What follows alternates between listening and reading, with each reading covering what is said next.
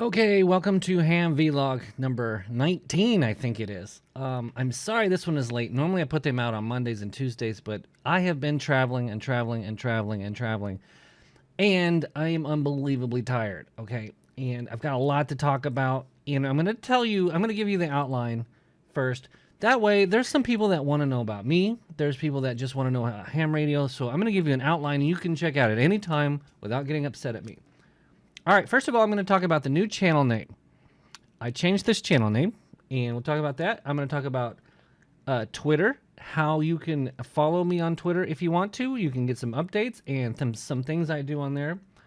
I'm going to talk about my new radio. That's right. It's the size of a deck of cards. Oh, my God. It finally came in the mail. I'm so happy. I'm going to talk about that, and I've got some plans for it, okay? Then I'm going to talk about my trip. Okay, if you're not interested in me and my trip, I went all the way from St. Louis to Oklahoma City to Dallas. I drove all around Dallas, and I can tell you all about Texas from my perspective. Holy crap. That's all I got to say. All right, so let's get started right away. I'm going to talk about my name change. Here we go. Okay, if I seem a little tired, it's because I literally almost drove about 2,000 miles in the last... From Thursday, Friday, Saturday, Sunday, Monday, drove almost 2,000 miles. And I was really, really pushing it. And the week before that was Hamvention, so I drove about 800 miles there. Okay. All right, not complaining. So here's the deal. I changed my name to Ham Radio CQ. Here's why. And I started out making the videos about the local economics, what was going on, and then I got into mountain biking, and I thought, I want to make something. I was watching a lot of mountain biking and cycling videos, and by the way, I've done a couple 100-mile rides. I've done about 3 or 4 of them. I did one on my own once. Totally on my own. I went out about 30 miles, and then I came back 30 miles, and then I ate and everything, and then I went back out 20 miles and 20 miles. I did it that way. It was very tough, but I was able to do it. Anyway. I was into cycling, and I thought I'm going to do something with wheels and cycling and some kind of vlog on bicycles or something like that. And I started making videos and videos and videos, and I made a ham radio video once, and it got a bunch of views. And it kind of whoa, well, people are interested in this, right? So I kind of went along, made lots of product reviews, just random stuff. I made product reviews of things that you wouldn't have no idea, and they've got thousands of views. Just shocking amount of views. But then the next one would get none. So I do another ham radio, and I started getting interested in ham radio again. It's kind of fed upon itself. So the people were interested, and I got interested in it. And I started to do more and more and more, and then I became a ham radio channel. That's what this became. But my name was Anything with Wheels.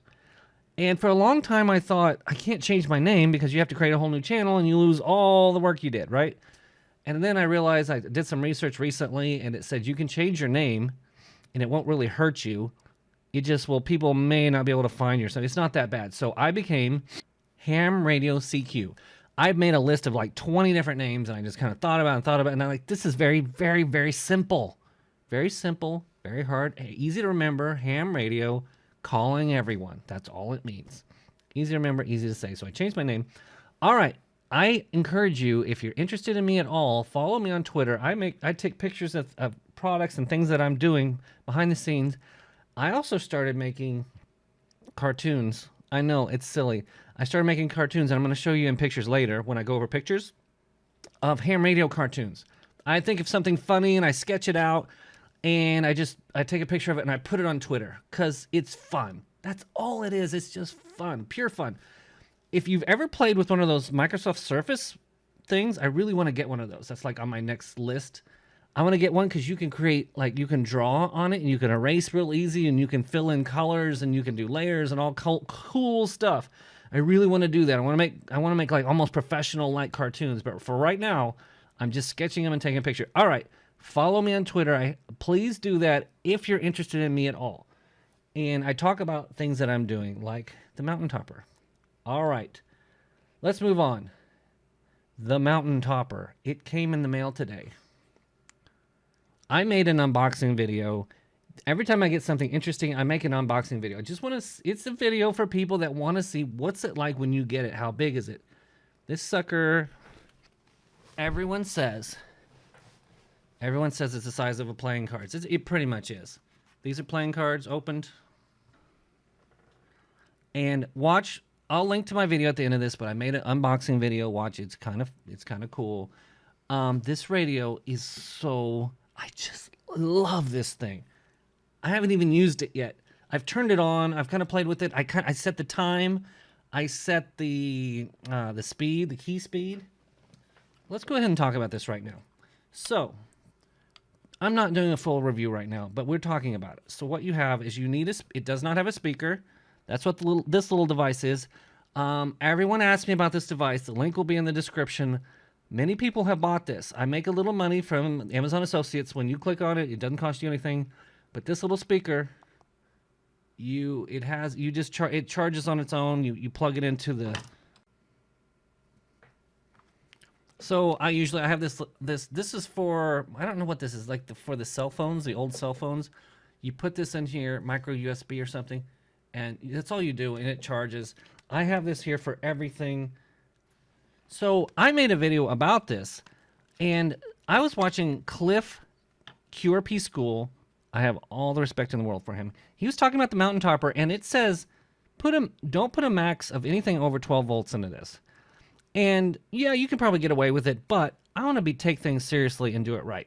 So I went out and bought for $12, link in the description, a step down voltage thing. It steps down the voltage. So it takes all my batteries. So I have 5 batteries.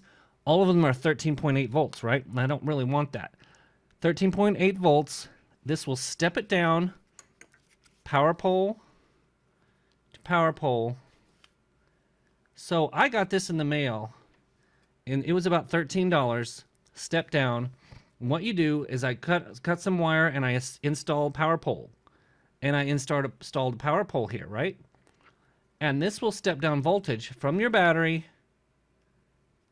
The Bioenno batteries, by the way, have power poles on them. This has a charging cable and a power pole. Love it.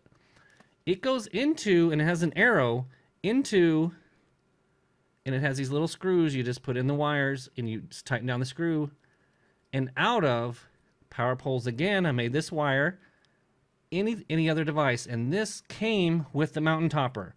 This is, and I make these little labels so I don't lose this later. I wrote on there Mtn Topper. The Mtn Topper comes with this, and I attach the power pole, and then this goes from my radio into my radio in the top. So at the end of the day, I have battery, 13.8 volts, into the step down. And if you notice, if you look carefully, it says 12 volts on there, step down to the Mtn Topper. Now, this on here, I set this to 12 volts. You could set it down to 5, all the way. You can set it from 32 down to 1.2 volts if you wanted. I have it set at 12, okay? This happens to say 11.9. It tells you the voltage on here.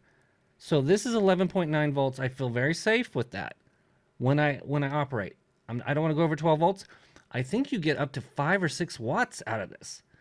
So as opposed to the U-kits, I think you only get 3 watts. So I think you get a couple more watts. Not that it matters, but this radio right here, I'm not going to do a full review right now. But what I really like about it, this is the new version with the LCD screen, and it's actually very easy to use. It tells you, all you have to do is keep these 3 things in line, and it tells you I'm on 7.030 right now, okay? As you move them over, it goes to the different frequencies, the different bands, 3 different bands. Now, it's so simple. It has a menu. I don't need an instruction manual when I use this. If you watch Cliff's video, he has the old version that just has one big red LED, and it's kind of cryptic. This is not cryptic anymore. This one will tell you, all right, I click that, it says adjust key or speed. Now, if I have a key, I can just tap it. If I had this attached, I would tap it and it would change the speed. Okay, it's on 19 right now. If I hit that again,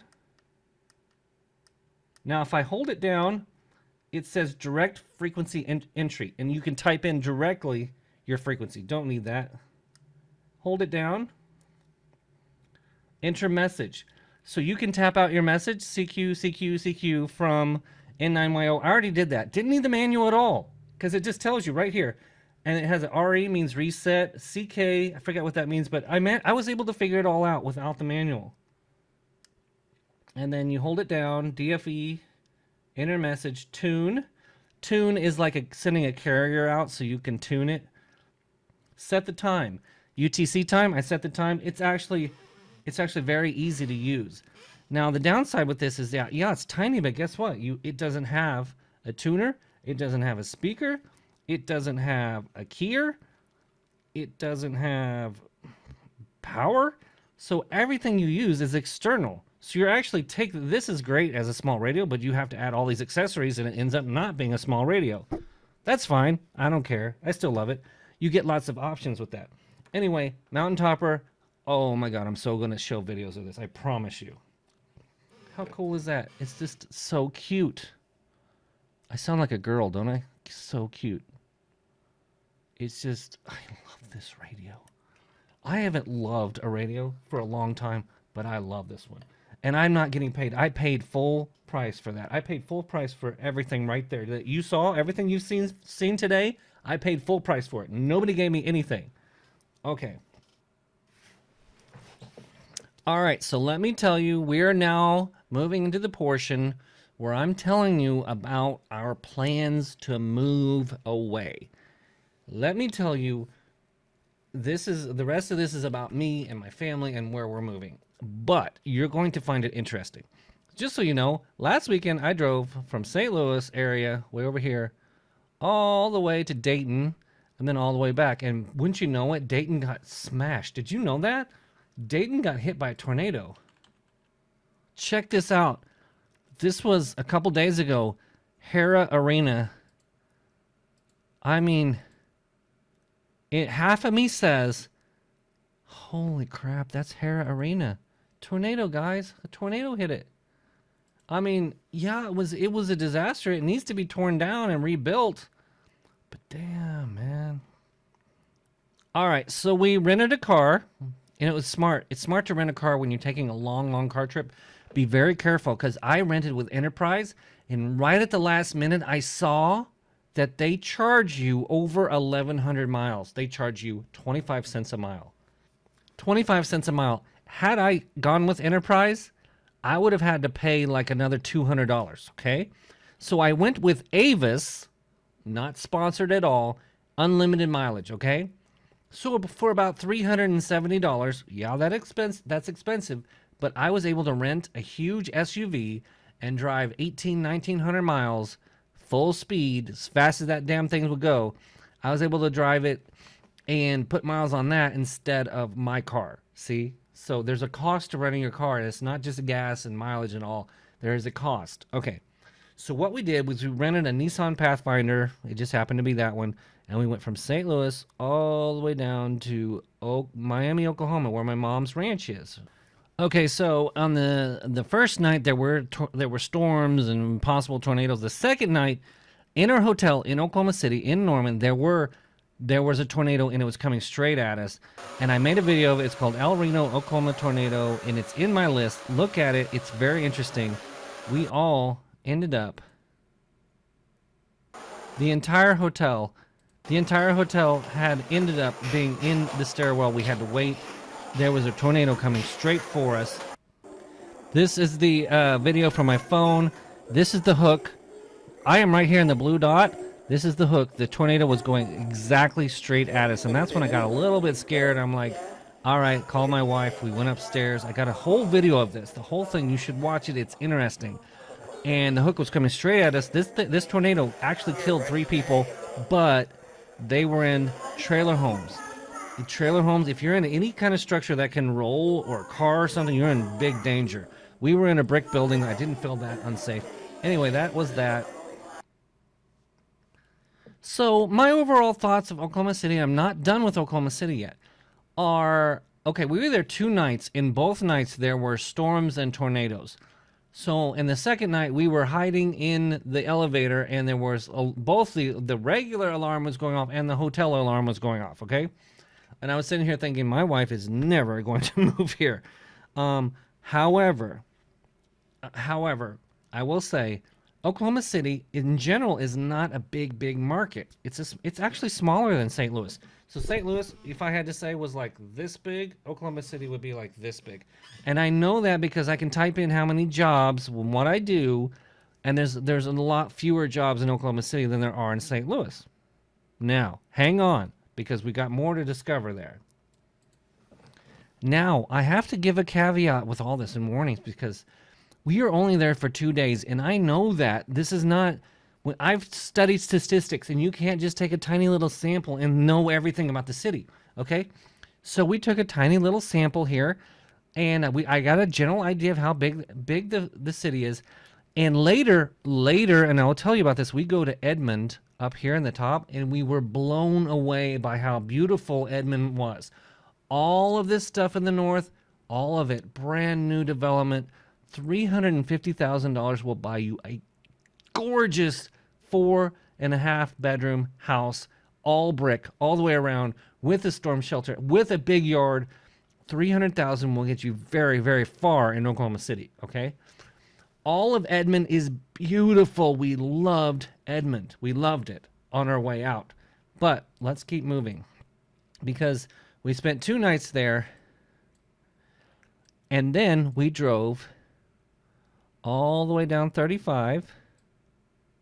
Now remember, we only got 1 night in Dallas. We have 1 night because it's a short weekend and we got to get all the way back.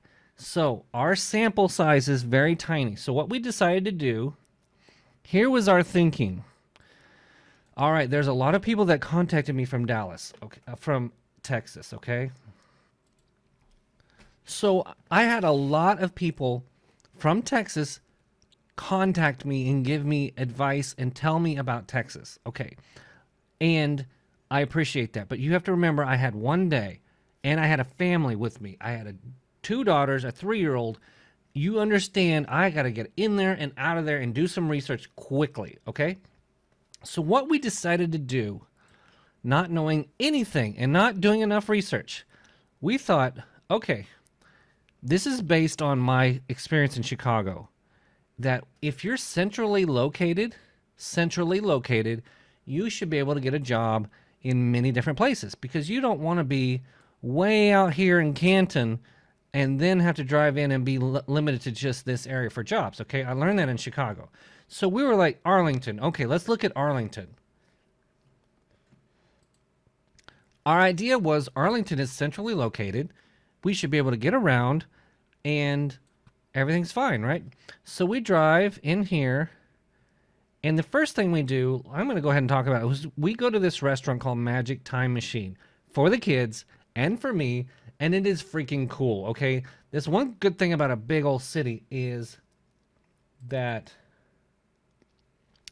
if you don't know what Magic Time Machine is, we looked it up. It's a theme restaurant with a whole bunch of different themes within it, and they've got characters dressed up, and my kid loves Jack Sparrow from Pirates of the Caribbean. And they give you these drinks that are smoking. You know, they got this little, all kinds of drinks that they put dry ice in and stuff. It's kind of cool. And my daughter got this. They had a guy come over and do balloons. And there's Jack Sparrow talking to us. He wasn't our waiter. He was teasing my little one there. He's a pirate. He did a really good voice. We got a picture with him and all. Anyway, we had tons of fun there. If you're in Dallas, go to Magic Time Machine. It's freaking awesome. It is very cheesy, but it's very cool too. I love that cheesy stuff. When I was a kid, we used to go to Dallas. Remember, I lived up here in Oklahoma. We would go to Dallas for the apparel mart. We would buy clothes for our small business. We used to have women's clothing in our business. All my family made a lot of money in women's clothing. So they had a Dallas apparel mart, and we would come down to Dallas every 6 months or so, and I thought it was the best thing ever. We would eat at this place called the Old San Francisco Steakhouse, and it had these girls that would be on a swing, and they would swing really high, and eventually they would hit this bell. I remember being a little kid and just thinking, oh my God, this is so cool. And so I kind of want to bring that back to my kids. You know what I mean? So anyway, we go to this theme restaurant, And we go to the Galleria. I've been going to the Galleria since I was like 6 years old. We would go maybe every other year, 2 or 3 years. You know, it's a 6-hour drive to Dallas, but so we wouldn't do it very often. I was there about 6 years ago, and I have to say, the Dallas Galleria, it's a gigantic mall. It's got an ice rink in the middle. It has never been worse than I've ever seen it. It is very, very strange. I'm not going to go into great detail, but things have changed radically. Things have changed radically. I didn't feel safe in there. My wife didn't feel safe. Driving in, there were like people just hanging out in the parking garage. They were just like hanging out, sitting on the rails, and like, why are you hanging out in the parking garage? Are you looking for cars to break into? The whole place had kind of a creepy feel to it. I'm gonna leave it at that, okay? I did not like the Galleria. My wife got this impression that it was kind of like, So we go to Arlington. I got my hotel there. So I got my hotel at the Lux in Arlington, right? I've changed to like this satellite view. So we got this hotel, and can you kind of see the problem with the hotel? Can you see what's going on here? It's pretty much surrounded by industrial train tracks and highways and construction. And yeah, there is Six Flags is over there in Arlington Stadium. The Dallas Cowboys Stadium is there, but it's so industrial. Like the entire hotel felt creepy. It felt out of place. Like, let me continue to zoom in. It got good reviews, so I chose this hotel, but when we went there, it had this very creepy feeling to it. Like why are there train tracks? And I kind of knew this, but it was where we wanted to be. We thought that was centrally located, so we went there, and nobody liked the hotel. It was run down. It was yucky. It wasn't terrible. I went to get ice. I went down the hallway to get ice, and I could hear some screaming, and I'll leave it at that. I'm like, oh my God, I don't know. And my kids were in the other room. I'm like, it looks all pretty. The pictures made it look nice. Do your research. You know what? I kind of saw this and I thought maybe but I looked at the pictures. It looked all pretty and all, but it was not. It was so disappointing. We were there. My older daughter was like, ugh. We were so unhappy. So we ended up driving way up here looking for restaurants or something, and it was so depressing. After being in the Embassy Suites, this really nice place, very clean and nice and everything, going here to with this industrial, and the people were kind of creepy, and there was stuff going on in the rooms and stuff. It was like, ugh. And so we get up and we start looking at houses in Arlington. And we're driving and driving and driving. Now, it's a big city, and we don't exactly know where we are, but we go into Realtor.com, and we start looking at houses in Arlington, and everywhere was weird. To me, it felt weird. Nobody was mowing their lawns. No one was taking care of the center median. It was like grass was everywhere. I'm used to that. I'm used to people mowing everything. I'm used to people just cleaning everything clean. I'm used to the fences being straight. All of that didn't exist in Arlington. It was people didn't take care of their lawns. People didn't take care of the bushes. We went and looked at this house. We saw an open house. Like, let's just go look at it. Open house.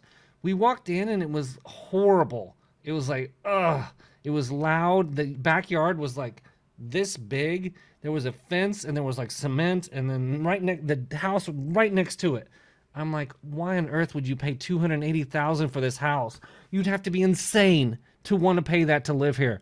Everything is ugly. I pay $275 for my house in St. Louis. Beautiful neighborhood, manicured lawns, and it's not perfect. I don't have to be perfect or anything, but we have a service that manicures the lawns. They cut the limbs down. Everything is beautiful. It's a beautiful neighborhood. The same price will get you crap in Arlington. I'm like, all of Arlington, we did not like it. I'm just gonna leave it at that. So that morning, we're all kind of like disappointed and stuff. And by the way, we realized Dallas, Fort Worth area is freaking gigantic. It is huge. Take St. Louis times 4. Dallas-Fort Worth is like 4 times the size of St. Louis. And I kind of knew that, but until you drive around in it, you don't know that. It has those highways, you know, that do this and this and this and this and this. It has all those curly Q highways. It's got like dozens of them. And like here's another one. Here's another one. Now the good news is there's tons and tons and tons and tons and tons and tons and tons of jobs here. I can probably make literally 30, 40, 50,000 more in this area. But do I want to? I don't know. So that's what we're looking at, because your money doesn't go as far. And so I type in my phone, I said best neighborhoods in Dallas area. And one of them that came up was Plano. Somebody commented on my videos that Richardson was nice. So I looked at Richardson, I looked at Plano East, Plano West. We drove all, and just keep in mind, by the way, when you're here and you drive over here, that's a 45, 50-minute drive. And we did that a few times because you'll get on and there's tolls. Everything is tolls. Tolls. So you get on the highway and it goes here and here. It takes forever to get from here to here. This is no small feat to drive across. Look at all these highways. This is like New York City, Midwest New York City, okay? Now, somebody mentioned Richardson on the videos. They said it's a great place to live. We went up in this area and we started liking it a lot more. It was a lot more new development. It was a lot more cleaner lines, a lot more structure, things I'm used to. And Plano West, Plano East, we looked at a house here. We started talking to a realtor. And she said, oh, you went to Arlington? No. I think I picture you more in West Plano or Frisco. She mentioned Frisco, which is up here. All of this stuff up here, new development. Now, as I learned in Chicago, the further you go away, the cheaper the houses. But guess what the downside is? The longer the commute to your job. So there's a direct relationship between the house you can get and how long you're willing to wait in your car to get to your job. Now, what else I learned is that it is almost like Dallas, Fort Worth area is radically different from here to here to here to here to here to here. Everything is different. It is unbelievably complex. It's not all monolithic, okay? As you drive around, you'll see that. As you look at houses, you'll see that. So we liked a lot of the stuff we saw in Plano and Frisco. We looked at some houses there. However, all the houses we liked in our price range, in the 300,000 roughly price range, were close together. Like they jam these houses together in these housing developments. They put them together and they put them so many. It's kind of depressing. It's kind of like, why move there, right? When I've got a nice yard here, what's the point? If I make 20,000 more there, yeah, great, but I got to live 5 inches from my neighbor. All right, we actually drove way up here to McKinney, all the way over, and there's nice areas up here too, but guess what? You're getting further and further away from your jobs in Dallas and Plano, right? And so we started going over here into Denton. Denton it reminds me of like a small Oklahoma town. This is not Dallas at all. All of a sudden you're in this backwoods, crazy, like no rules, put up signs or whatever you want. And Denton is like totally country town. All right, so we look through Denton. And then we drive, and we like, all right, we saw enough. We understand Dallas to a point. Here's my takeaway from Dallas. Number one, Arlington is out of the question. It ain't where I'm going to live. We went to a McDonald's in Arlington, and we went in to use the bathroom, and came out. My wife said, there's not one normal person in that McDonald's. I'm going to leave it at that, but she was right. I went into it also, and I was like, what the we're in this, it's like we're in another crazy town. Like nobody there was normal or on drugs or something. It was bizarre. Whatever it is, I don't want to be there. If anything, we're going to live up here in Richardson, Plano, McKinney, Frisco, if anything. Okay, so I'm going to continue the story because it keeps going. Okay, so you have to remember, you would not believe the day we had. The day we had, I wake up here in Arlington, And I wake up everyone in the family who did not want to wake up, and I said, we have to do some research before we get home. Our goal was to get all the way back up to my mom's house in Miami, Oklahoma, and we started in Arlington, okay? So in Arlington, we drive all the way up to Plano area in McKinney, and we look at, we type on houses for sale, and we drive around, we look at neighborhoods. So we're looking at houses here. We look at 2 or 3 houses. We get a feel for the neighborhood, Frisco, and we even look at houses in Denton, all within the same day. And then we drive up into Oklahoma City, okay? All in the same day. So on our way, I say, what's the best neighborhoods in Oklahoma City? Guess what pops up? Number 1, Edmond. So we drive up into a mall. We go to a mall in near Edmond because we're tired and we need to get the kid out, right? And she needs to walk around. We go and get some coffee, and we go to Build-A-Bear because my wife goes and wants to get to Build-A-Bear, and she's got a bear, and she freaking loves the damn bear. And we go, and I say, okay, we got to go, and we got to go look at houses. And so we drive into Edmond, and we type in houses in Edmond. And we see beautiful houses in Edmond, absolutely gorgeous, awesome houses. I don't know how to describe it. Edmond, Oklahoma is wonderful. It's all like new development. By the way, Oklahoma is land of the red dirt. Let's just take a random look. Now, I'm not one for cookie cutter. You know, these houses are cookie cutters, right? But this, something like this will be $320,000 roughly. These are the types of houses you get. 100% brick with a storm shelter in Oklahoma. This is what we were seeing in Oklahoma City. This is what we were seeing over and over. We even went and looked inside of a house because there was an open house.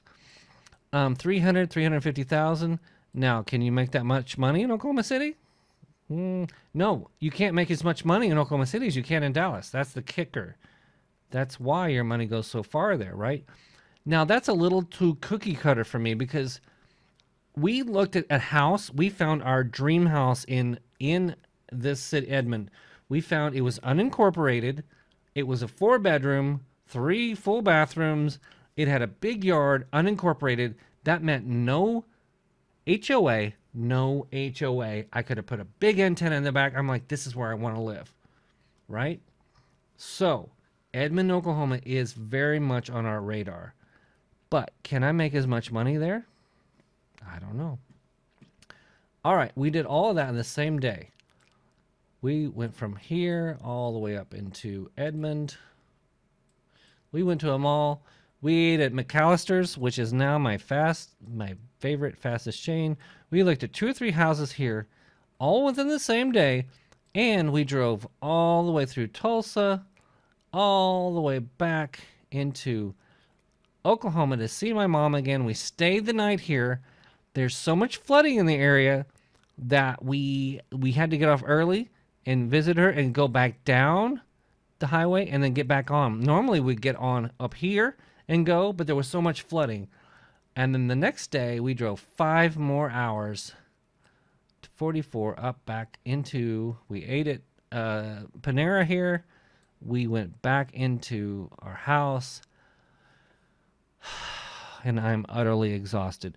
But I will tell you now, we probably did too much, but we fully understand Dallas. Not fully, but we get a good idea.